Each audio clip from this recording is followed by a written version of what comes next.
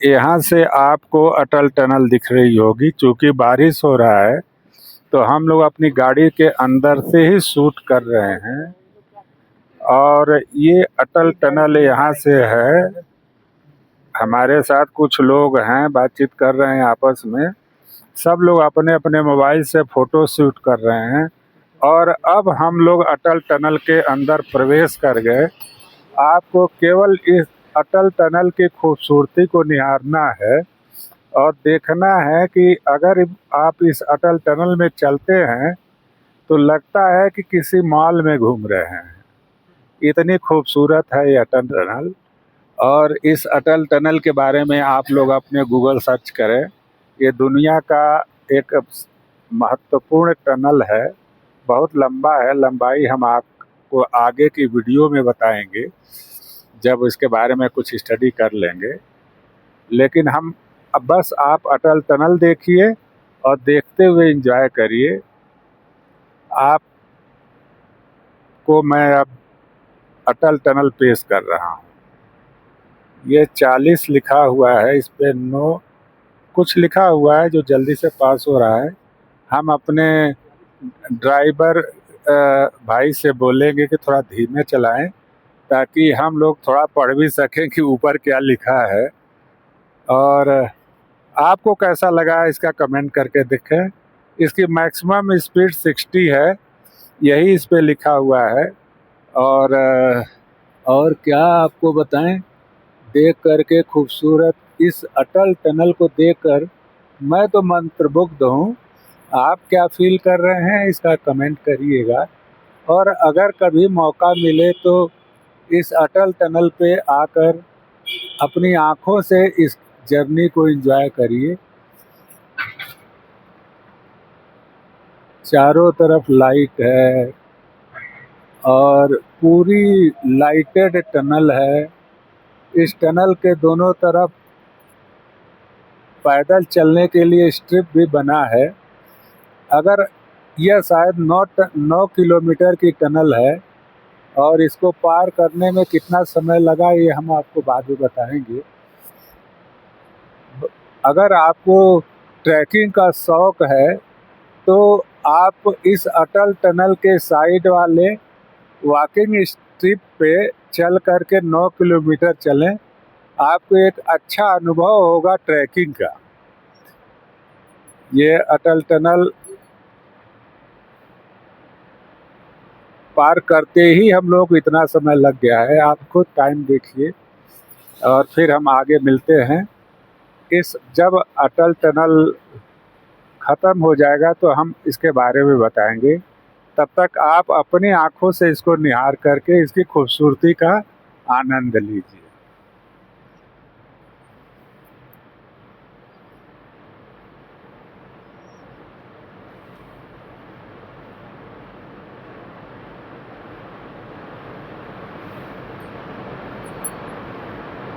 अभी कोई नई चीज़ तो दिख नहीं रही जिसके बारे में हम बताएं, लेकिन 6.5 किलोमीटर तक हम लोग इस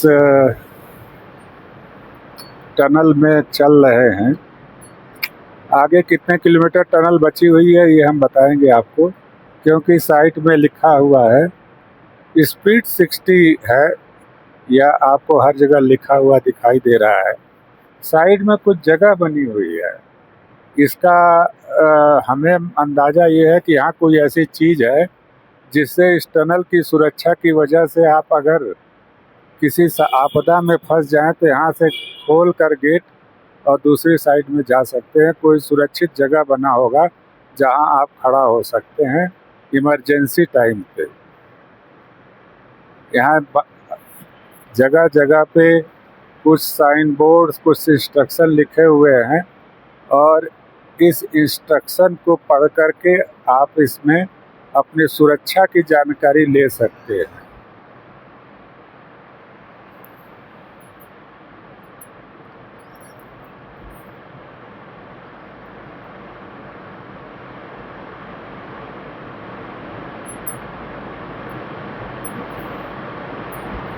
आगे से कोई गाड़ी आ रही है।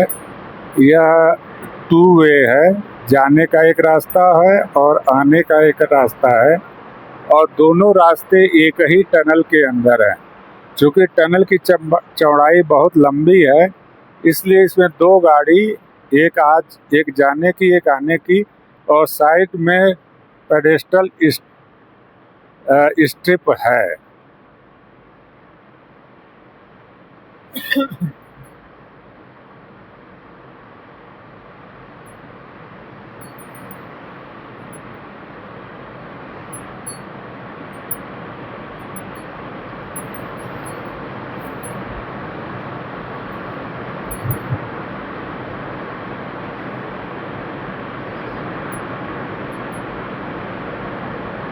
एक गाड़ी आ रही है जिसको आप देख रहे होंगे। ये गाड़ी हिमाचल प्रदेश की ही है, लोकल गाड़ी है।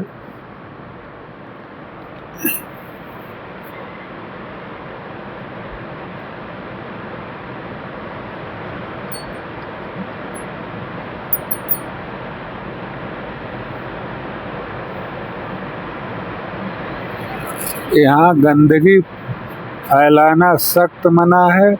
अगर कभी पैदल जाएं तो इस टनल के अंदर किसी तरह का प्लास्टिक, कुछ कचरा या धूम्रपान या किसी तरह का स्पिटिंग, ये सब न करें। यह सख्त रूप से मना है और यह अपराध की श्रेणी में आता है, जिसकी वजह से अगर आपको इस पे लगे कैमरे में अगर आप कैप्चर होते हैं तो टनल से बाहर निकलते ही आपके ऊपर फाइन इम्पोज हो सकता है। इसलिए आप अपने सुरक्षा के साथ साथ इस टनल की सुरक्षा और साफ सुथरा रखने में मदद करने के लिए का प्रयास करें। अगर प्रयास नहीं करेंगे तो पेनाल्टी देने के लिए भी तैयार हैं।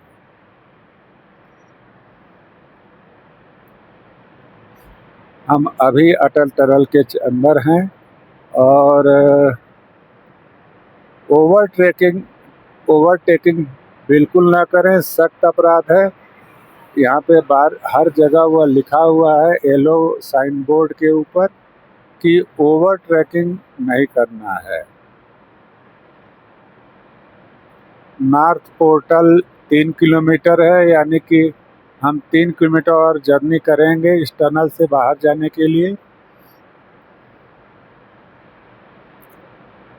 यह टनल आपको मनाली से लेह के रास्ते को बहुत ही शॉर्ट कर देती है। पहले हम लोग रोहतांग पास के थ्रू जाते थे, जो साल के लगभग 4 से 5 महीने बर्फ़ से ढके होने की वजह से बंद रहता था। अब इस टनल की वजह से ऑल वेदर ट्रैफिक है। आप साल के 12 महीने इस टनल से पार लेह की तरफ यात्रा करते हैं। जैसा कि हमारे मित्र प्रेमचंद जी बताए थे कि अभी लेह तक की सारी रास्ते जो है ऑल वेदर फ्रेंडली नहीं हुए हैं, इसलिए अभी कुछ और इंतज़ार पर करना पड़ेगा ऑल वेदर फ्रेंडली जर्नी करने के लिए लेह तक के लिए। मिलिट्री संसाधनों के लिए उनके पास व्यवस्था है जो बर्फ़ को काट करके रास्ता बनाते हैं, जिससे मिलिट्री संसाधन तो हर मौसम में जा सकता है, लेकिन पब्लिक के लिए रिस्ट्रिक्शन है। और जब हेवी स्नोफॉल हो जाता है तो पब्लिक की ट्रैफिक रोक दी जाती है। इसीलिए आप यहाँ टनल के आगे स्पीति या सिसु की यात्रा तो कर सकते हैं, लेकिन उसके आगे की यात्रा हेवी स्नोफॉल में बाधित हो जाती है, जिसकी वजह से आप जो है पूरी लेह की यात्रा इधर से करना थोड़ा कठिन होता है, या हो सकता है नो पॉसिबल हो पाए। इसलिए इसके बारे में पहले से कोई इन्फॉर्मेशन कलेक्ट कर लें कि क्या आपके जाने के समय में ये रास्ता लेह तक का खुला है कि नहीं खुला है, क्योंकि बहुत ज़्यादा बर्फ़ पड़ जाने की वजह से बीच में रास्ता बंद हो जाता है, जिसकी वजह से आपकी यात्रा बाधित हो सकती है। अब हम केवल 1 किलोमीटर की यात्रा करेंगे इस टनल में, और उसके बाद इस टनल की यात्रा समाप्त हो जाएगी। आप इसके बारे में कमेंट करें। अगर ये टनल आपको अच्छा लगा हो तो यहाँ का विजिट करें, देखें। यह भारत द्वारा बनाई गई हमारे देश की एक धरोहर बेहद ही आकर्षक, मजबूत और इंजीनियरिंग का उदाहरण है।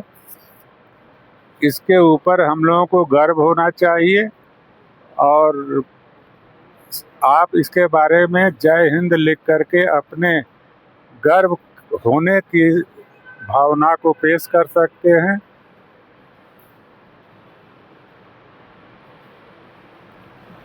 हम चाहेंगे कि हमारे चैनल को आप लाइक करें, सब्सक्राइब करें और अगर अच्छा लगे तो कुछ और मित्रों को दिखाएं कि हमारे देश की यह धरोहर अटल टनल कैसी है।